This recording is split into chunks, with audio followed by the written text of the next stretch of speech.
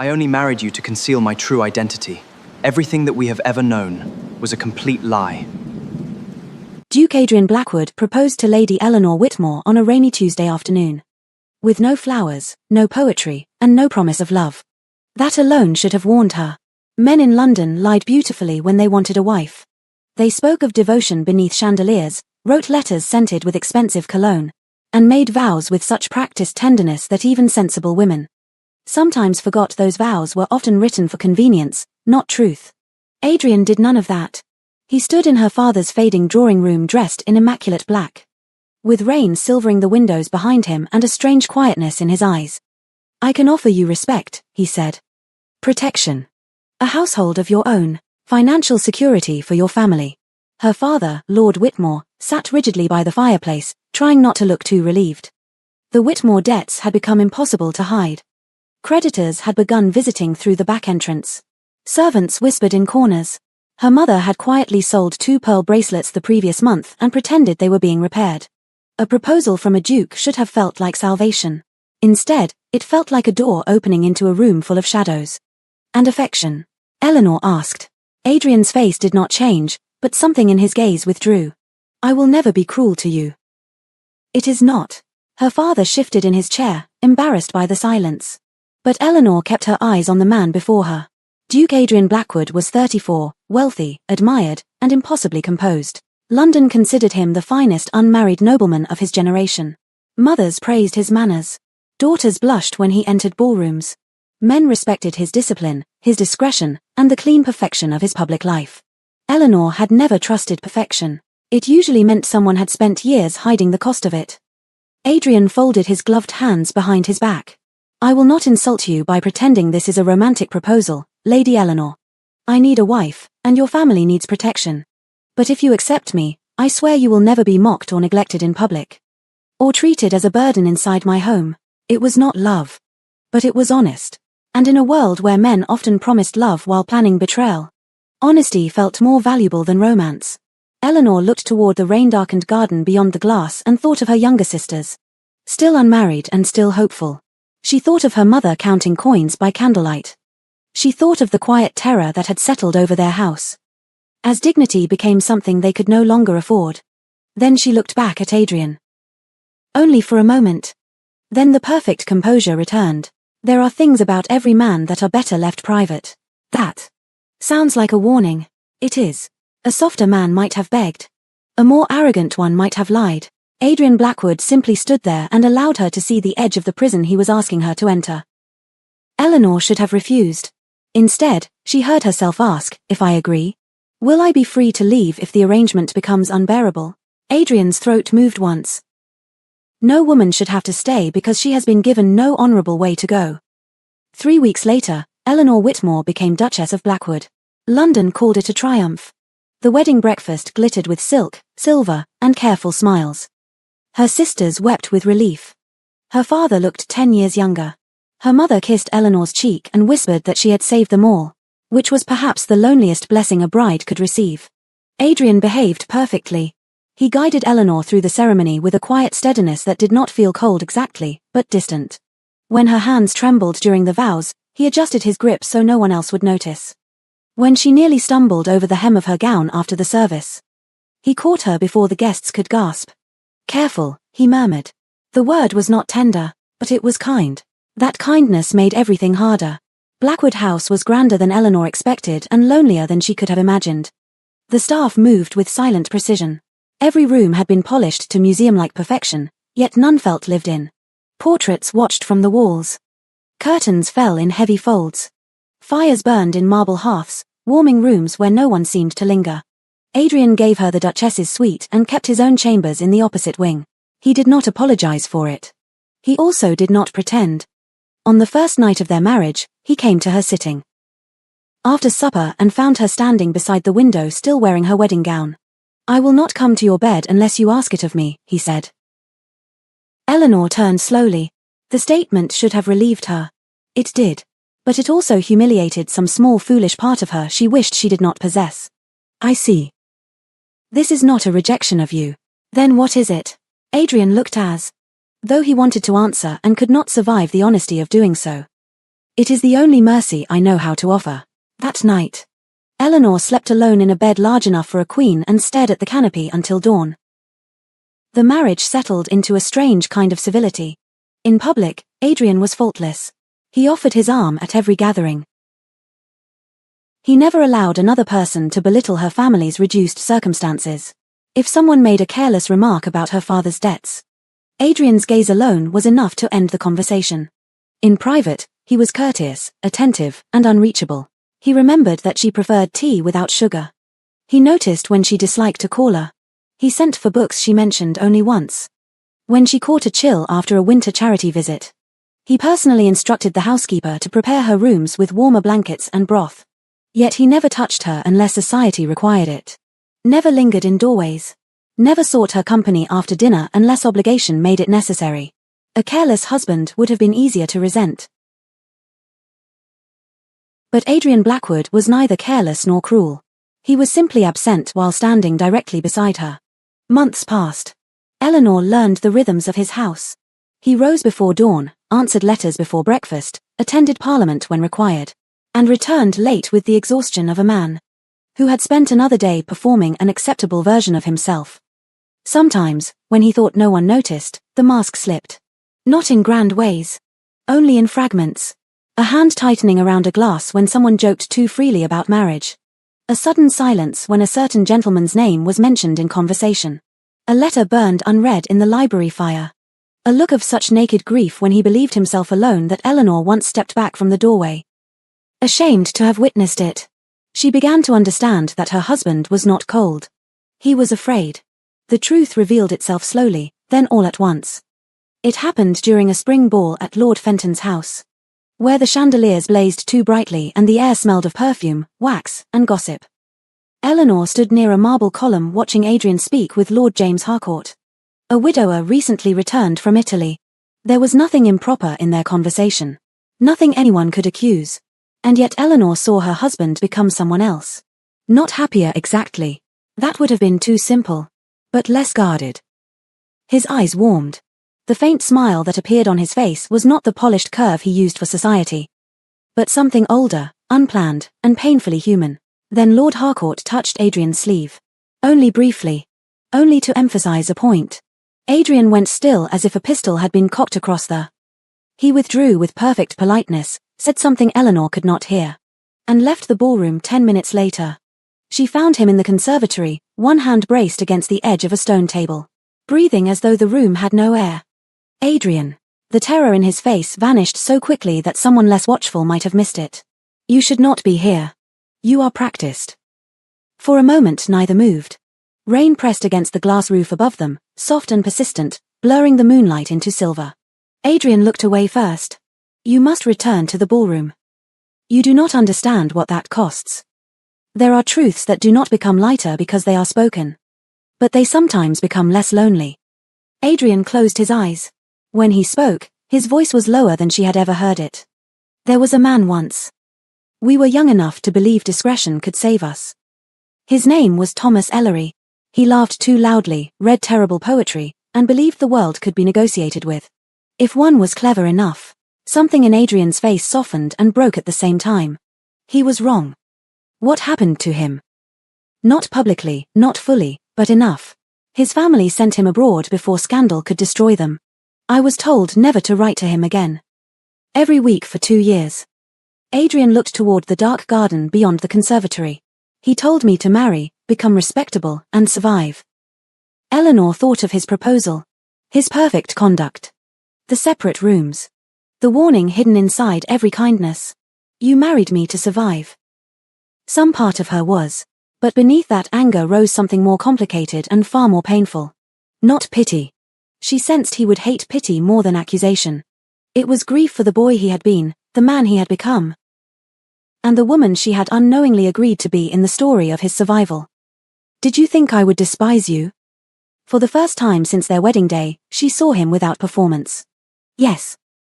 Devastating. Eleanor crossed the space between them slowly enough that he could retreat if he wished. He did not. I do not despise you. Not relief. Something more fragile. The first dangerous possibility of being believed. Then you are kinder than the world has taught me to expect. That honesty had come too late. That he had built their marriage around a truth she had not been allowed to know. But in that moment, standing in the rainlit conservatory with a man who had spent half his life afraid of his own heart, the words would not come. So she asked the only question that mattered. Have you ever had a single day where you did not have to pretend? Not loudly. He simply lowered his head, covered his face with one hand, and breathed out like a man who had been holding pain inside his ribs for years. No. And somewhere beneath that heartbreak, something else began to break too. The quiet hope she had never admitted. The foolish belief that patience might one day turn respect into desire. The unspoken dream that a marriage begun without love might become a different kind of love if she only gave it enough time. Eleanor stood beside her husband in the conservatory until his breathing steadied. She did not touch him. Not because she lacked compassion, but because for the first time she understood that love was not always permission to reach. Sometimes it was the discipline to stand near someone without asking them to become what you needed. When they returned to the ballroom, no one appeared to notice anything had changed, but everything had. Adrian became more honest after that night. Not entirely. A lifetime of fear did not disappear because one person had listened without flinching. But he stopped pretending with her in small ways. He told her when certain invitations exhausted him. He admitted when compliments felt like traps. He spoke of Thomas once, then again, carefully at first, then with a tenderness that made Eleanor ache. In return, Eleanor became quieter, not colder. Only more aware of herself. She began noticing the shape of her own loneliness. It had been easier before the truth when she could pretend Adrian's distance came from grief. Or discipline or some wound time might heal. Now she knew better. He cared for her. In his own way, perhaps he even loved her. But not as a husband loves a wife. Not in the way she had spent her girlhood dreaming of. Though she had never been foolish enough to say so aloud. One evening, weeks after the ball, Eleanor found him in the library with an unsealed letter resting beside his hand. He looked up when she entered. I wrote to Thomas. After all these years, I do not know if the address is still correct. Will you send it? Adrian stared at the folded paper. I don't know. The fire burned low between them. Do you want him back? That too was an answer. I want to know whether the person I was with him still exists anywhere. The pain came softly, almost gently, which somehow made it worse. And if he does? Something like guilt moved across his face. I would never dishonor you. I know. Adrian would never parade another attachment before society. He would never humiliate her. He would never allow gossip to devour her name if he could prevent it. But a marriage could be faithful and still be lonely. A husband could be honorable and still unable to love. That night, Eleanor returned to her rooms and sat awake until the candles burned down to nothing. By dawn she understood what she had been avoiding. She did love Adrian. Not foolishly. But deeply, in the way one loves the person who has trusted them with their most frightening truth. And because she loved him, she could no longer remain as the gentle proof that his life was respectable. Not forever. Not without disappearing by inches. The decision did not come like thunder. It came quietly. Like a door inside her heart finally opening. The decision to leave did not arrive all at once. It settled quietly into Eleanor's life like winter sunlight stretching across polished floors. Impossible to notice at first and then suddenly everywhere. She still accompanied Adrian to dinners. Still stood beside him at charity events. Still smiled when acquaintances praised the Duke and Duchess of Blackwood as an example of dignity and devotion. Nothing changed. Except that Eleanor had finally stopped imagining a future that required her to become less herself. Once that realization arrived, places appeared in unexpected. In the way she lingered after visiting St. Agnes School, listening to girls recite poetry with flushed cheeks and shining eyes. In the books she borrowed about educational reform and female literacy. In the quiet excitement she felt while discussing lesson plans with women who had dedicated their lives to creating opportunities for girls who possessed neither wealth nor powerful surnames. It was the first time in years she had thought about a future that belonged only to her. She loved Adrian. That truth had not changed.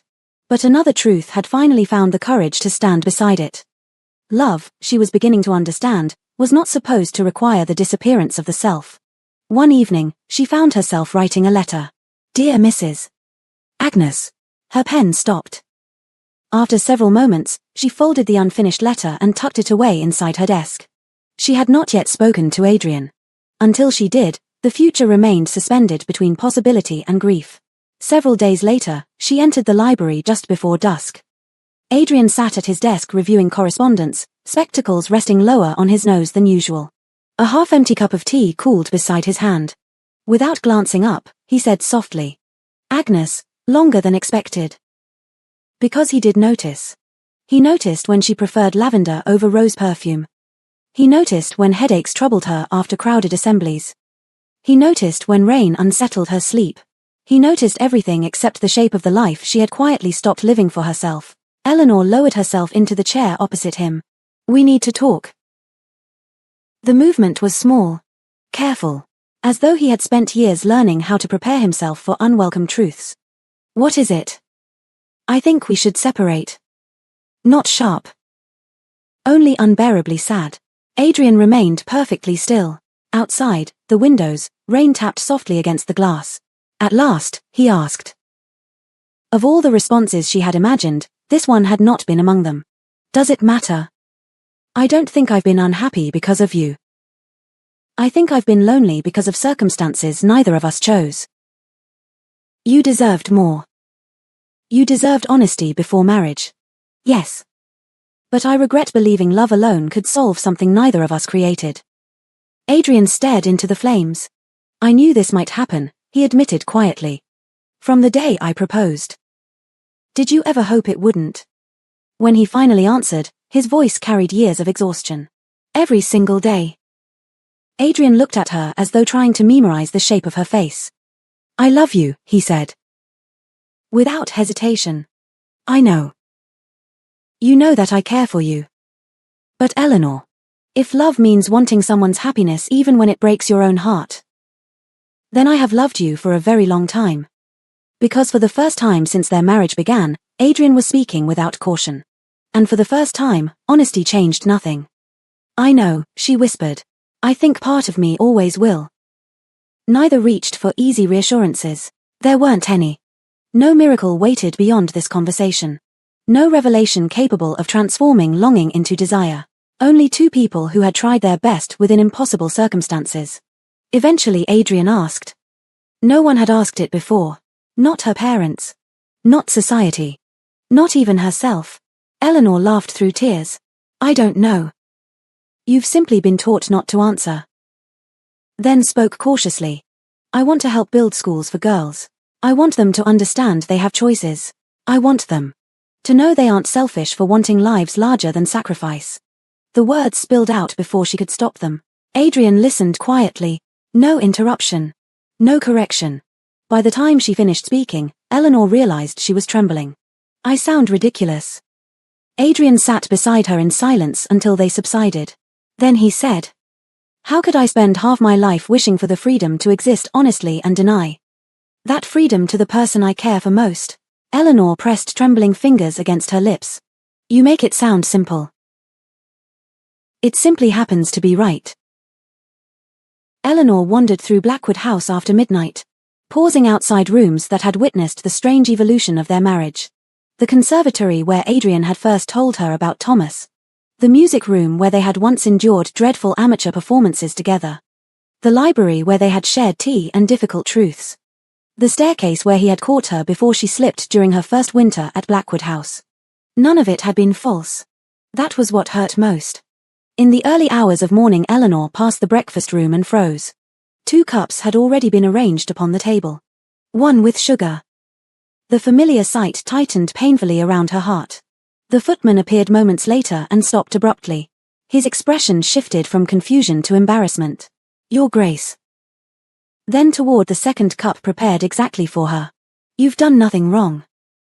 The Duke requested it before dawn." The footman lowered his eyes. He forgot.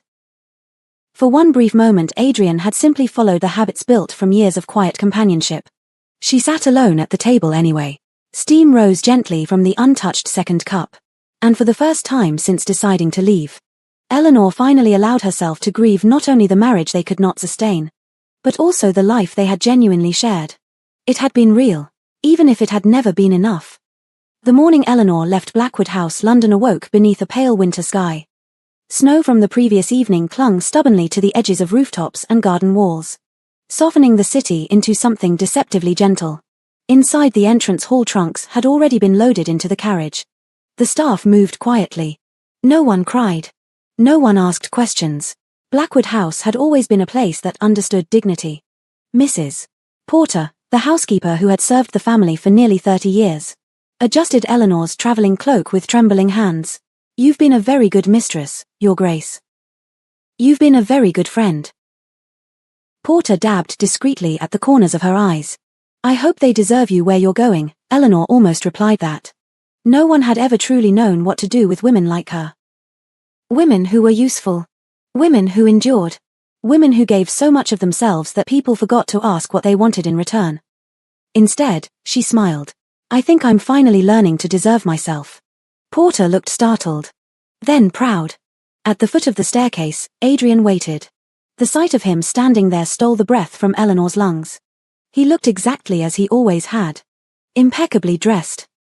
Only the shadows beneath his eyes betrayed the sleepless night behind them. For a few moments, neither spoke. Then Adrian said quietly. Neither moved. Eventually, Adrian crossed the distance between them and held out a small parcel wrapped in brown paper. "You forgot this." "I don't remember packing it." The metal had been polished recently. "What is it?" "We don't have a schoolroom." "We didn't." Years earlier, shortly after their wedding, Eleanor had once mentioned that large houses often wasted entire wings that could have been transformed into classrooms or libraries. She had forgotten the conversation. Adrian had not. "I had the rooms renovated last spring," he said. "There are shelves now. I thought perhaps." Started again. "I thought there might be children one day." Because there had never been children. Never the future she had quietly imagined before understanding the shape of their marriage. Adrian lowered his gaze. It seemed wrong to let the rooms remain empty. "You remembered. You once said girls deserved places built for possibility rather than obedience. So I built one." Before she realized what she was doing, she stepped forward and wrapped her arms around him. Adrian froze. Then slowly, carefully held her in return. Not as husband and wife. Not as lovers. Only as two people mourning a future they had wanted very differently. "I am so sorry," he whispered. Eleanor pressed her cheek against his shoulder. "For what?" "You never forced me. But I asked anyway." "What?" "I still think I would have married you." "Why?" "And because no one deserves to face that kind of fear alone." Not dramatically. Only the slightest tremor in his expression. "You deserved a great love story." "Perhaps I had one." The carriage departed less than an hour later. Eleanor did not look back immediately. When she finally turned toward the house, Adrian remained standing on the front steps, hands clasped behind his back, watching until the carriage disappeared beyond the gates. Only then did he allow himself to go inside. The first weeks after Eleanor's departure felt strangely unreal. At St. Agnes School, girls hurried through narrow hallways carrying books almost larger than their arms. Teachers argued passionately over lesson plans. Ink stains appeared on fingertips. Someone misplaced attendance records twice in a single afternoon. The chaos startled Eleanor, then delighted her. For the first time in years, every decision she made belonged entirely to her. She discovered she enjoyed teaching literature, loved watching timid students find confidence inside classrooms, found unexpected joy in repairing torn books and organizing libraries. Life expanded. Not because it had become easier, but because it had finally become her own. Meanwhile, Blackwood House grew quieter. One evening, Adrian entered the library and instinctively reached for a second teacup before stopping mid-motion. His hand remained suspended above the cabinet. After several seconds, he lowered it. The silence that followed carried weight and warmth. He sat alone before the fire, staring at the untouched chair across from him. Later that week, he found himself turning toward the conservatory to comment on the weather before remembering there was no one there to answer. Loss arrived in ordinary moments, not grand tragedies. The person who noticed headaches before they became unbearable. The person who recommended novels she knew he would pretend not to enjoy. The person who had taught him that honesty, while painful, could also be merciful. 3 months later, Eleanor received her first letter. Dear Eleanor, Mrs. Porter insists this is proof of divine intervention. I suspect it merely demonstrates that plants possess stronger instincts for survival than dukes. Parliament remains exhausting. I hope the girls at St. Agnes continue causing appropriate amounts of disruption. Yours. Eleanor smiled for nearly an hour after reading it. The letters continued. Some practical. Others unexpectedly vulnerable. A student won a scholarship. Mrs. Porter adopted another cat. Adrian confessed that he had finally read one of the novels Eleanor once recommended and found it distressingly moving. Eleanor wrote back describing ambitious students and overcrowded classrooms. She confessed that mathematics remained dreadful. He agreed wholeheartedly. Years passed. London lost interest. New scandals emerged. The Duke and Duchess of Blackwood became an old story. Yet neither forgot. Nearly 6 years after their separation, a letter arrived unlike others.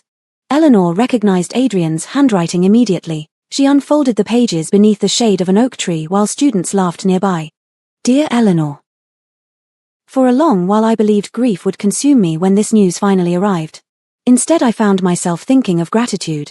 Thomas taught me that affection need not obey society's expectations. You taught me something far more difficult. You taught me that honesty requires courage even when love cannot solve everything. I once believed survival was enough. I no longer do. You once asked whether I had ever experienced a single day without pretending. The answer was no. And remained long enough for me to learn that understanding is its own form of grace. I hope the girls at St. Agnes grow into women who never apologize for wanting lives that belong to them. I hope they choose boldly. I hope they disappoint people when necessary. And I hope you know this. Not because you completed me. Not because we remained husband and wife. But because you taught me that being understood can be every bit as miraculous as being desired. Thank you for teaching me the difference between surviving and living. Yours always. By the time Eleanor finished reading, tears had blurred the final lines. One of the younger students approached hesitantly. Miss Whitmore? Yes. Were you reading something sad? Eleanor looked across the school gardens where dozens of girls chased futures their mothers had never been permitted to imagine. Then she smiled. No. I think I was reading something true.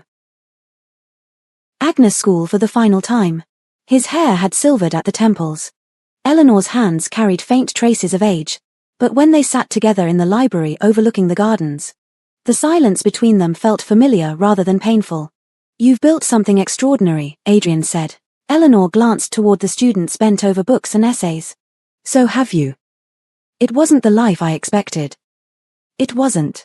After a thoughtful pause, she asked quietly, Did you have a happy life? Adrian considered the question for a very long time. Finally, he looked at her. Eventually. Did you? Then nodded. Yes. Not husband and wife. Not lovers. Only two people who had once promised forever. And discovered that love sometimes asks different things of different hearts. As they paused beneath the old oak tree, Adrian glanced toward Eleanor. I never regretted marrying you. Neither did I. Some are measured by who tells the truth, who grants freedom, who witnesses another person's most vulnerable self, and sometimes that kind of love changes everything. Even if it lets go. Not every love story is meant to end with two people staying together, but the ones that teach us how to live honestly, love gently, and let go with grace often remain with us the longest.